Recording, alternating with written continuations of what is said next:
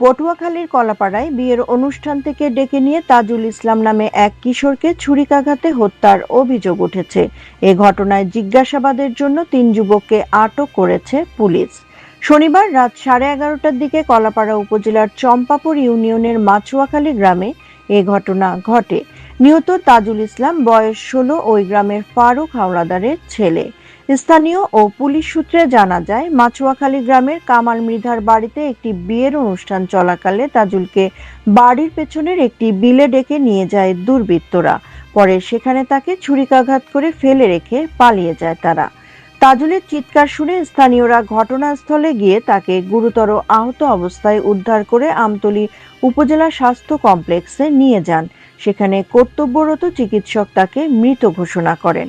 ঘটনার পর স্থানীয়দের সন্দেহের ভিত্তিতে রিয়াদ, সজীব খান ও হৃদয় মোল্লা নামে ৩ যুবককে আটক করে পুলিশে সোপর্দ করা হয়। কলাপাড়া থানার ভারপ্রাপ্ত কর্মকর্তা নজরুল ইসলাম জানান, ঘটনার বিষয়ে নিহতের পরিবারের পক্ষ থেকে এখনো কোনো লিখিত অভিযোগ পাওয়া যায়নি। তবে আটক ৩ যুবককে জিজ্ঞাসাবাদ করা হচ্ছে এবং হত্যাকাণ্ডের প্রকৃত কারণ উদ্ঘাটনে তদন্ত অব্যাহত রয়েছে। একটি আনন্দঘন বিয়ের অনুষ্ঠান মুহূর্তেই শোকের ঘটনায় পরিণত হওয়ায় এলাকায় নেমে এসেছে গভীর শোকের ছায়া।